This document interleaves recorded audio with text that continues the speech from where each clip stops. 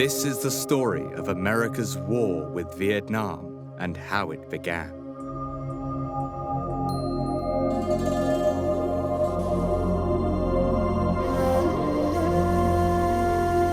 The history of Vietnam is one of conflict and great dynastic struggles, which have led to fragmentation of the country over the centuries, as well as inheriting the influence of many cultures.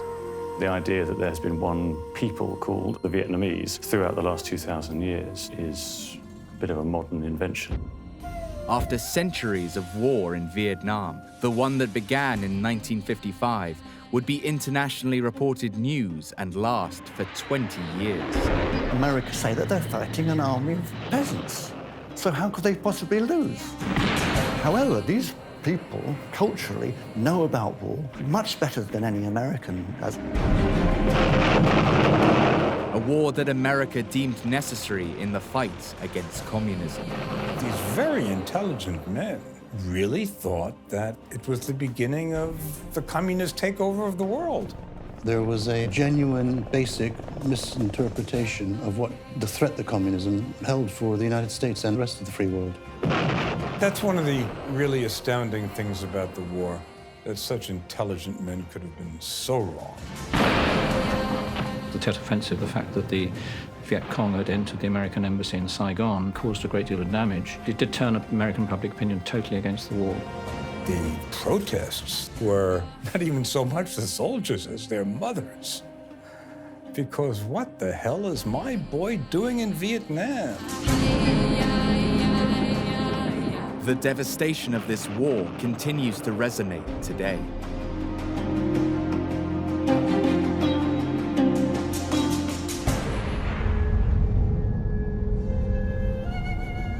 Vietnam is the story of two major river deltas, the Red River Delta in the north and the Mekong Delta in the south.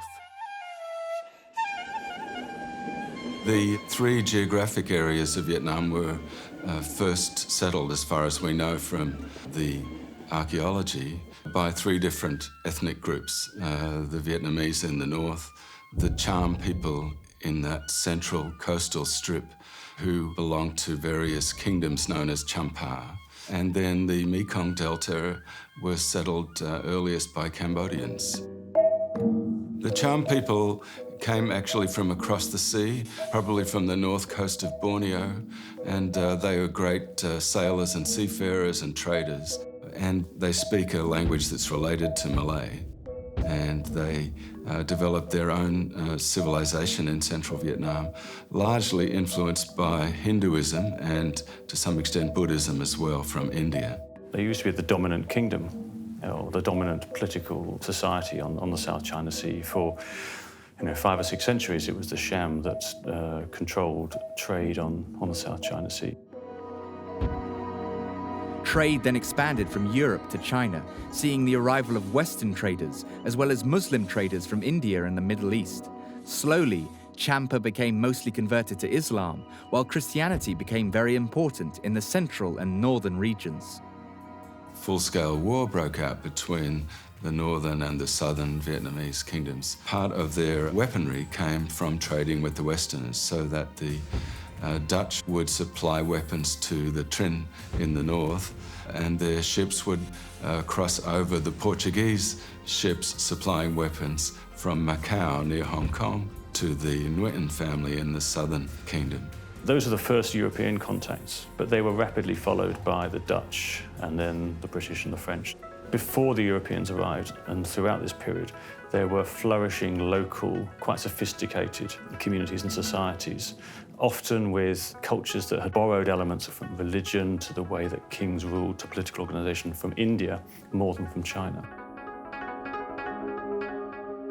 Vietnam's interaction with Europe brought the arrival of Catholic missionaries, particularly the Portuguese.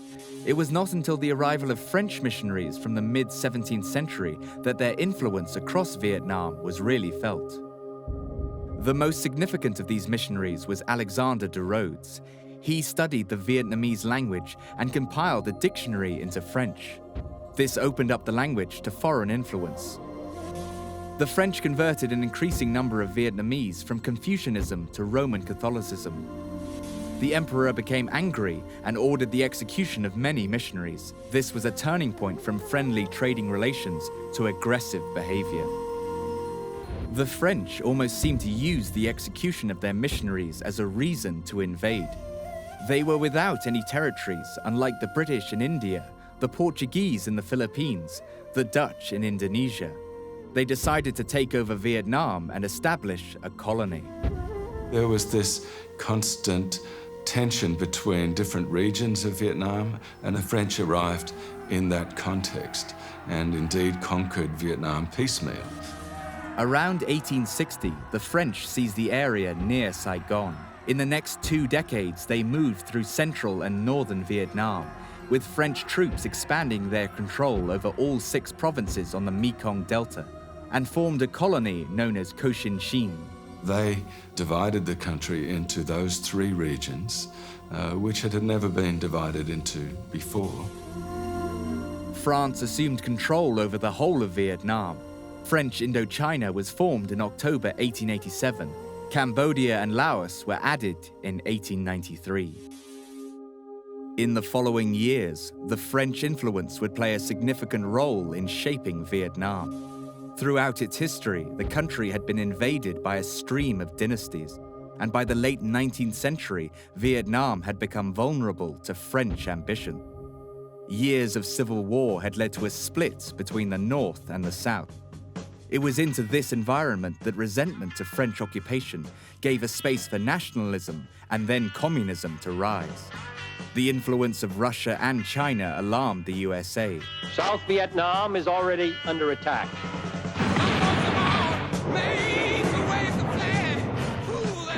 But how did events lead to such a catastrophic loss of life? And how necessary was America's involvement in a war so far from home?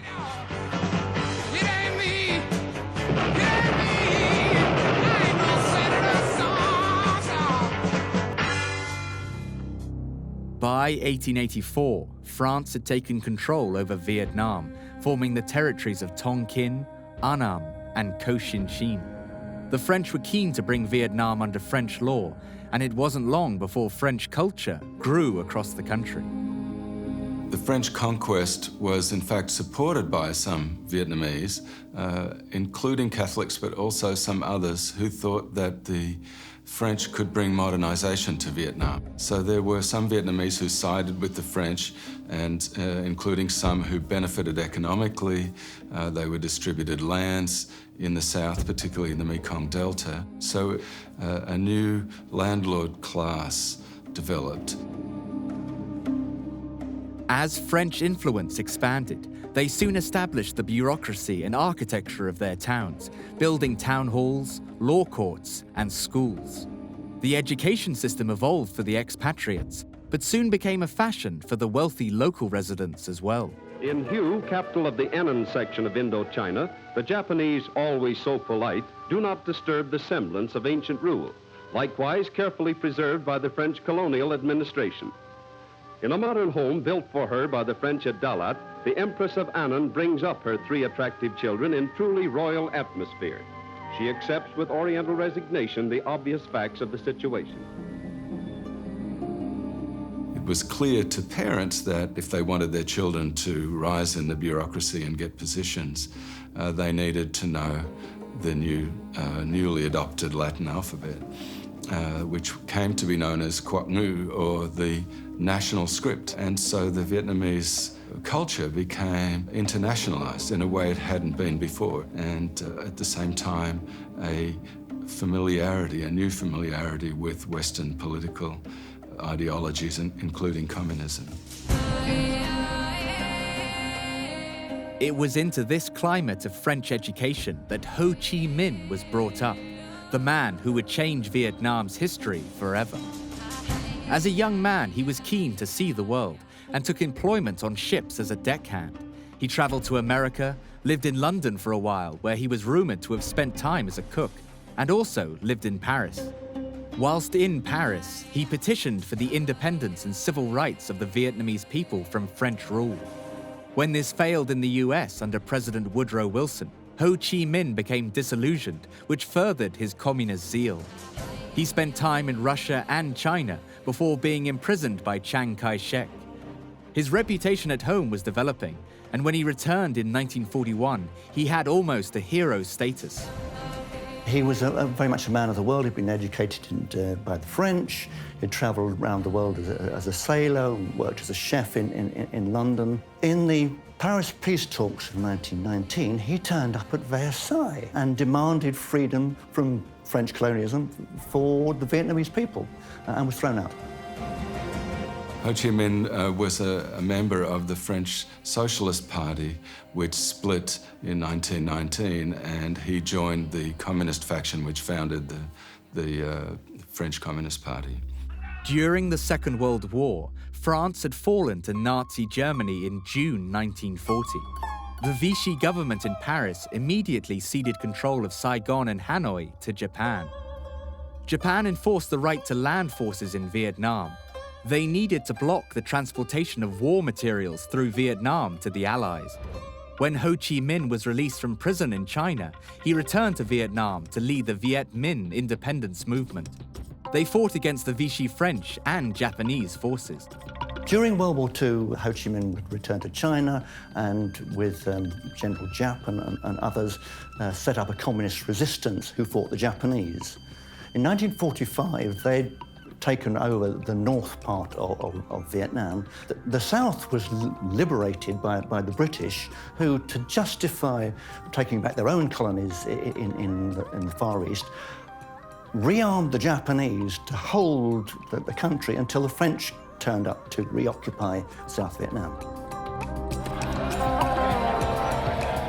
The Japanese and the French were very anti-communist, and the Vietnamese Communist Party had been founded in 1930 by Ho Chi Minh. He and the other Vietnamese communists rejected both the Japanese and the French, and they were the only large political party in Vietnam which did oppose both the French and the Japanese. But at the end of the war, when both of those groups lost, the communists led by Ho Chi Minh were in a stronger position to take over. I remember that many people at that time talk a lot about Ho Chi Minh, who they call alcohol. At that time, everyone thought he was somewhere, like up there, going down to hell. But obviously, he also a human being with some kind of ambition of his own. People respected Ho Chi Minh as a great patriot and were willing to support him. They were tired of being dominated by the French and now the Japanese and fought for their freedom. He oversaw many successful military actions against the French and then against Japanese occupation of Vietnam during World War II, supported secretly by the United States Office of Strategic Services. Ho Chi Minh had meanwhile formed an alliance with the United States and was rescuing French and American pilots who were shot down by the Japanese and delivering them to the American forces in the south of China. And so Ho Chi Minh was able to build an army with some support from the United States and was in a position to take over once the Japanese were defeated. Over the years, Ho Chi Minh had developed a significant army. The country was in the midst of a huge famine.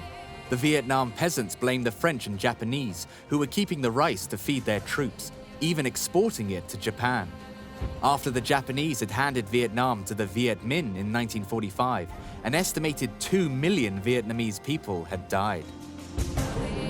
One of the problems at the end of the Second World War is it led into a variety of other wars, particularly in Indochina. And the Vietnam War, which the United States inherited from the French, which they had lost, was in fact inherited from Ho Chi Minh himself when he had been an ally of the United States. And I think that the basic problem was Ho Chi Minh was a nationalist, first and foremost, not a communist. Since 1945, the American foreign policy was the containment of communism. There was the famous domino theory that if South Vietnam fell to the communists, so would Laos, Cambodia, Thailand, it would spread down the Malay Peninsula until Eventually, Australia would become communist, and one senator famously said, we don't want to start fighting them when they land on Waikiki Beach. There's no question in my mind that these very intelligent men, McNamara and Rusk, really thought that it was the beginning of the communist takeover of the world. I mean, that famous domino theory, and they all believed it, and it was dead wrong. The French finally built up to a point where Ho Chi Minh and the Viet Minh in the north decided to resist, and they started to attack the French in Hanoi in December of 1946. And the war, which lasted until 1954, began then. Meanwhile, the situation in French Indochina grows graver as bitter fighting sweeps through Hanoi, leaving misery and destruction in its wake. French troops move up country to engage the well-equipped forces of the Vietnam Republic, who made a desperate but unsuccessful bid to massacre the entire French population of the city. The French don't let Vietnam independent, and that just pushed the country into the communist hand, because everyone wanted to be independent, and only communist was organized, well organized.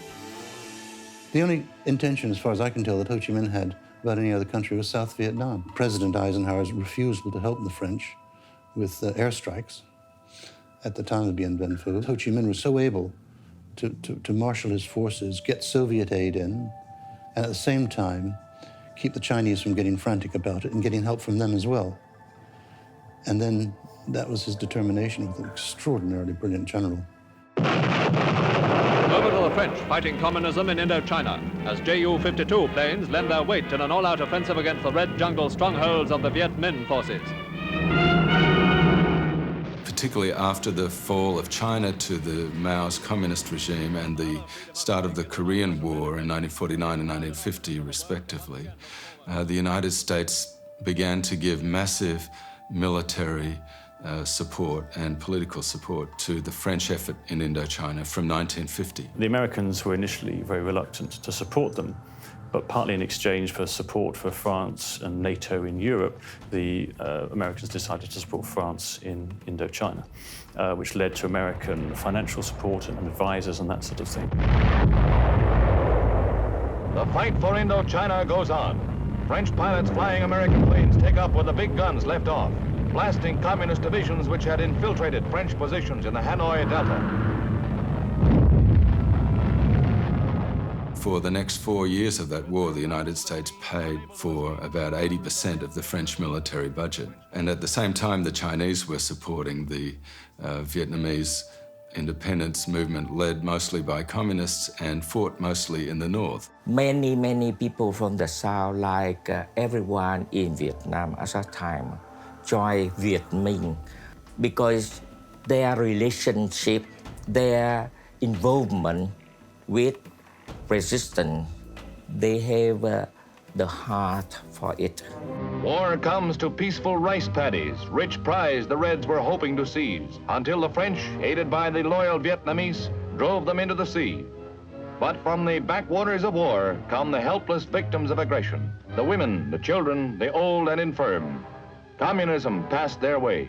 They have little left now but a spark of life that drives them on toward escape and sanctuary behind the French lines. It's clear that people on all sides were fighting for different reasons. The Americans were fighting to stop this tide of communism that would sweep down from China through Vietnam into the rest of Indochina, the rest of Southeast Asia.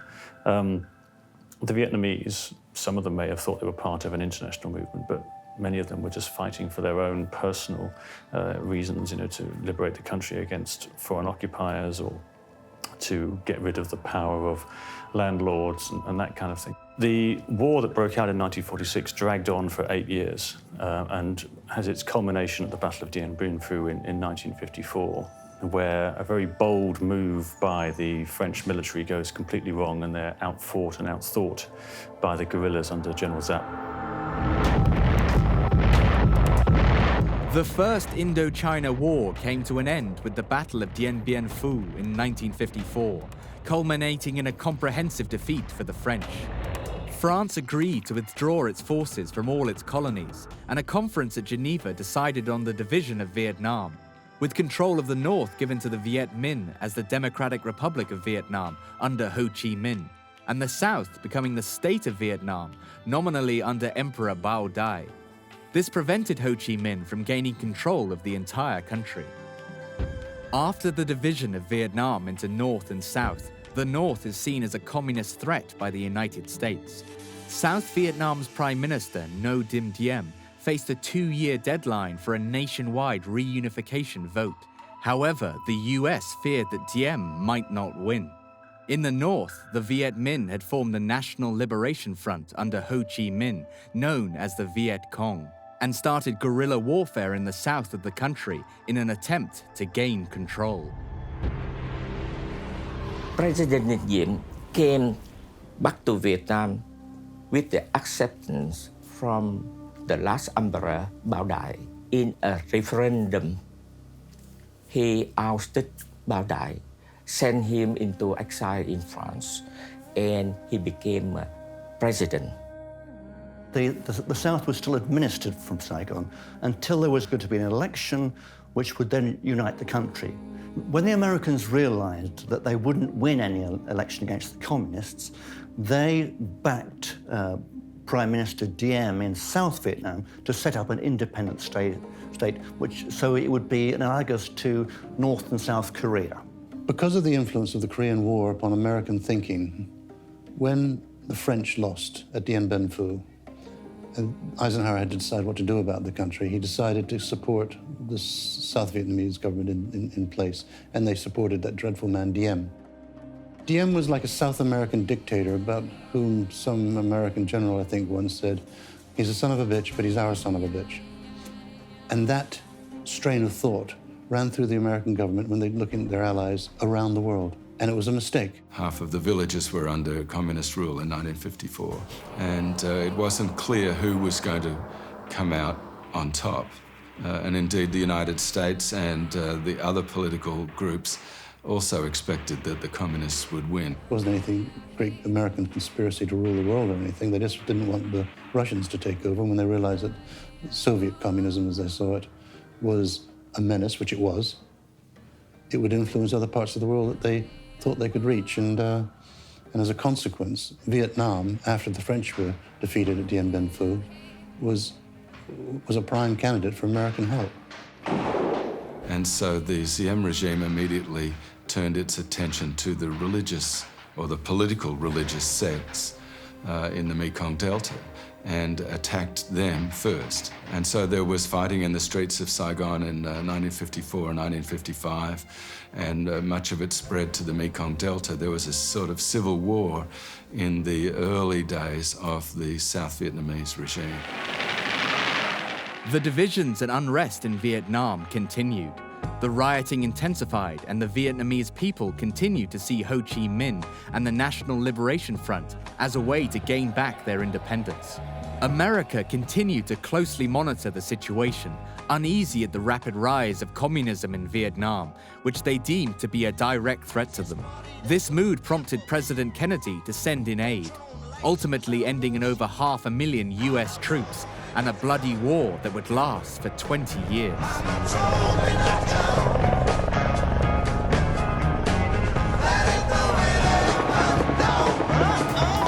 In the 20th century, Vietnam had endured invasion from France and China. It had seen the creation of Indochina under French rule and the development of French culture and influence in the coming years. After the defeat of the French at the Battle of Dien Bien Phu, the Geneva Peace Conference divided the country, with control of the South, now led by Diem, supported by America. North Vietnam was given to the Democratic Republic of Vietnam, led by Ho Chi Minh.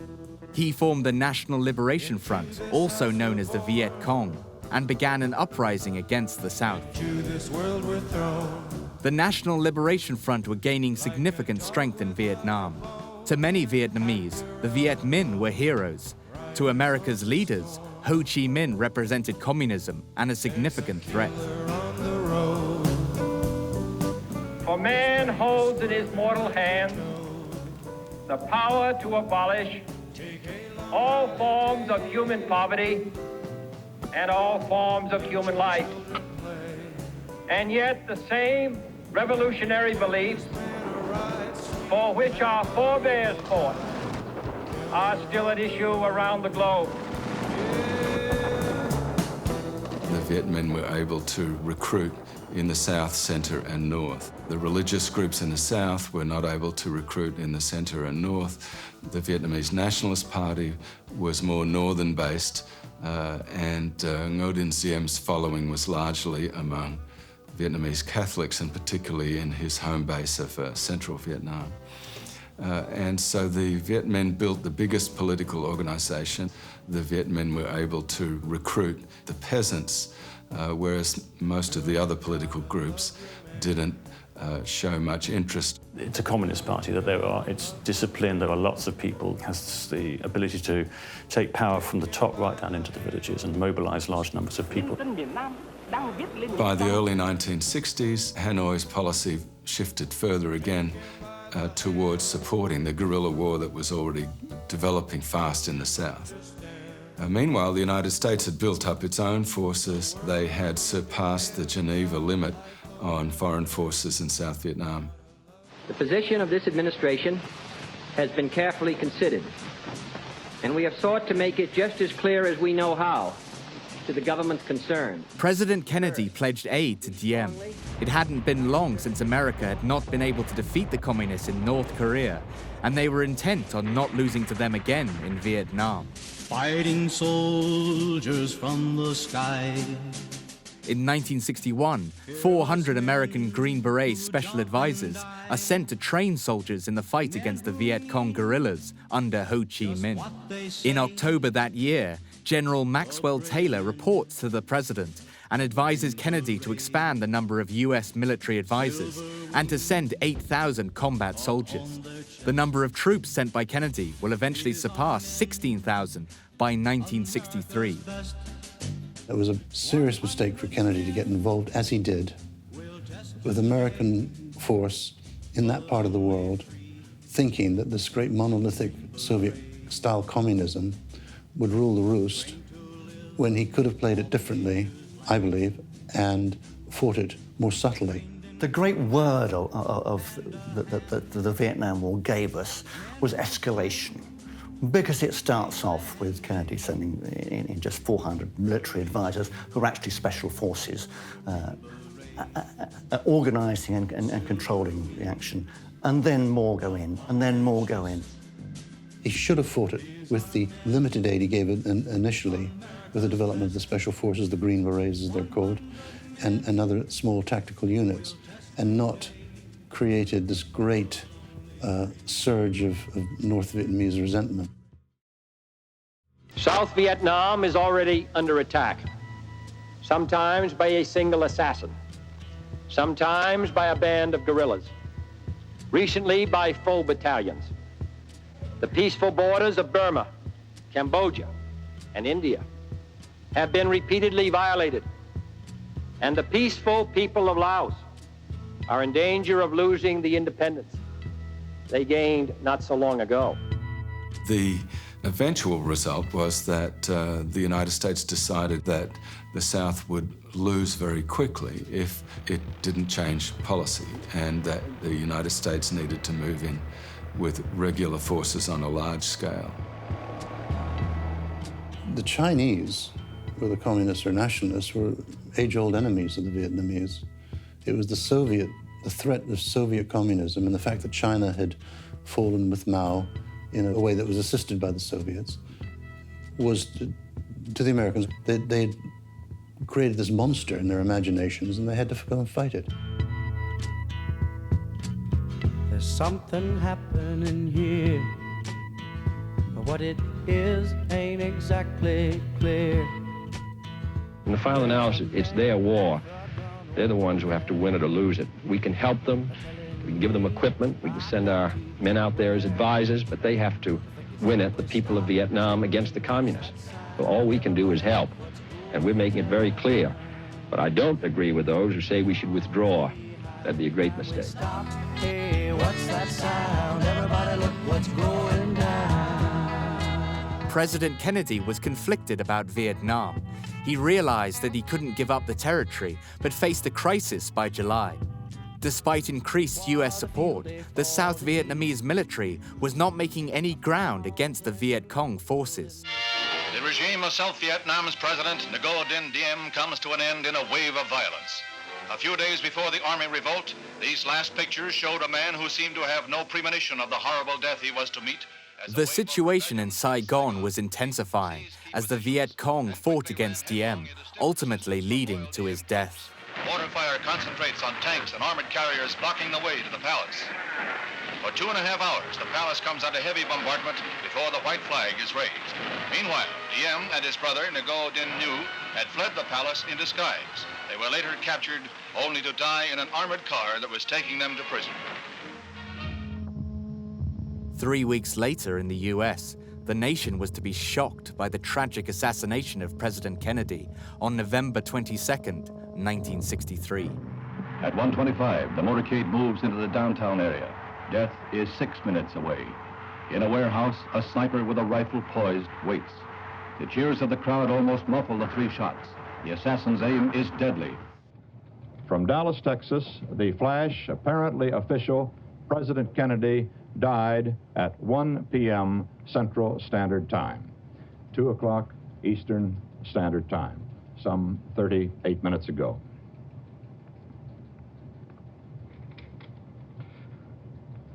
Vice President Lyndon Johnson has left the hospital in Dallas, but we do not know to where he has proceeded. Presumably, he will be taking the oath of office shortly and become the 36th President of the United States. Lyndon Johnson was thrust into the presidency after the assassination. The country was in disarray. The worsening situation in Vietnam had been Kennedy's most pressing problem, and Johnson inherited America's commitment to Vietnam and to defeating communism. President Johnson, for all his great virtues, wasn't very strong on foreign policy. He had been in the Navy during the Pacific War, and he believed, one, that overwhelming force worked militarily, and number 2, he was a great Texan wheeler-dealer. He figured if he waved the big stick, he could negotiate with Ho Chi Minh. Ho Chi Minh didn't want to negotiate with anyone.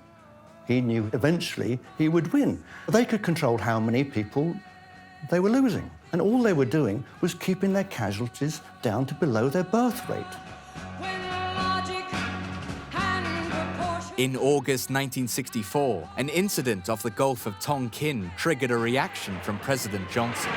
The determination of all Americans to carry out our full commitment to the people and to the government of South Vietnam will be redoubled by this outrage.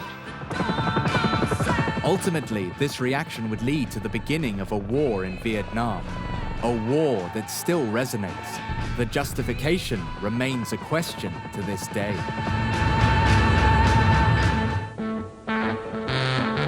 Lyndon Johnson became the 36th President of the United States after the assassination of John F. Kennedy in November 1963. He inherited an economic crisis in America that saw him proclaim a war on poverty. He had inherited another conflict, a war on communism and America's commitment to Vietnam. The increased strength of the Viet Cong and the rise of communism demanded more resources from Johnson. But until now, he had resisted the need to escalate the situation.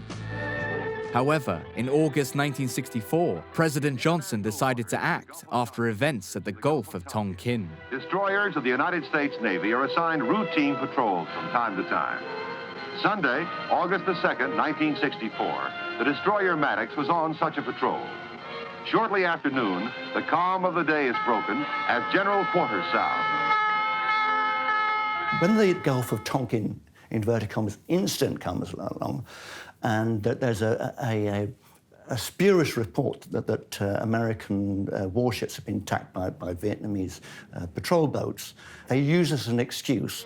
The Gulf of Tonkin incident illustrates this capability for instant retaliation against unprovoked attack.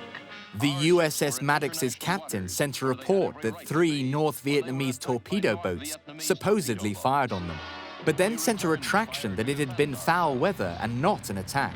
However, President Johnson ignored the retraction and ordered the bombing of torpedo boat bases and an oil depot. President Lyndon Johnson obtained an almost unanimous approval from the US Congress to escalate the war in Vietnam, and bombing aircraft was sent north. He knew everyone on Capitol Hill. He could get anything through he wanted. They gave him this Gulf of Tonkin resolution, which he said it was like grandmother's nightshirt. It covered everything. And it just gave him carte blanche to fight how he wished. It is my duty to the American people to report that renewed hostile actions against United States ships on the high seas in the Gulf of Tonkin have today required me to order the military forces of the United States to take action in reply. Eastern world, it is exploding, violence flaring, bullets loading. You're old enough to kill, but not for voting. You don't believe in war, but what's that gun you're toting? And even the Jordan River has bodies floating, but you tell me over and over and over again, my friend, you don't believe we're on the eve of destruction. But repeated acts of violence against the armed forces of the United States must be met not only with alert defense, but with positive reply. That reply is being given as I speak to you tonight. My friend, you don't believe we're on the eve of destruction. Full-scale military action on Vietnam had begun. The Viet Cong retaliate with a bombing onslaught on a US airbase. One of the major impacts of the United States buildup of ground troops in South Vietnam was that the communist guerrillas in the South started recruiting at an increased level themselves. And in fact, from 1964 to 1965, the communist guerrillas quadrupled their recruitment. Meanwhile, the United States was building up its forces at an even faster rate to hundreds of thousands. The American commitment on the ground in South Vietnam rises from 12,000 to 200,000. And suddenly, everyone in America is affected. Despite a campaign for de-escalation of US involvement, Johnson's attack on Vietnam is greeted with much support in the USA, and his popularity rises. He wins a landslide victory to be US president. Within a year, he had given the command for Operation Rolling Thunder to begin. And it's been the ruin of many a war. In God, I know I'm one. Forces on both sides built up with the contribution made from North Vietnam of regular troops coming into the fighting as well. And the destruction that was being conducted and carried out in the villages of South Vietnam, particularly the populated areas where the impact was greatest, but also in the forested areas. The level of destruction escalated enormously from the mid-60s onwards and had an enormous impact on the Vietnamese people's livelihood, on the way people tried to survive in the cities, fleeing from the countryside where the war was strongest into the cities. The cities began to fill up with rural refugees. Protest movements developed in the cities.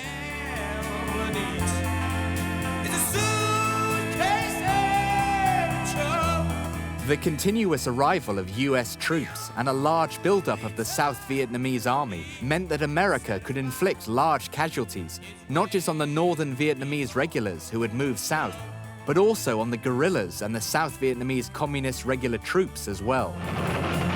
Large-scale rioting in Saigon continues. We have made a national pledge to help South Vietnam defend its independence. and I intend to keep that promise.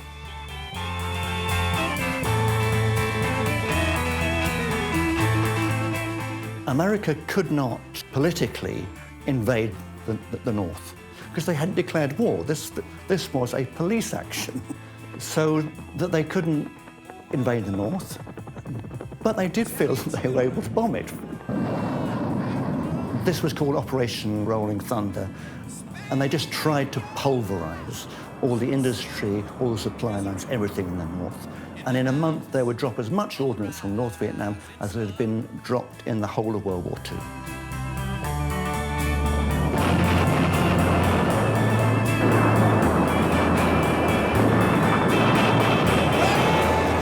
This bombardment of air raids would last 3 years, together with the deployment of Agent Orange. This was just the start of a war that would rage for many years, a war that would affect Vietnam and America for decades to come.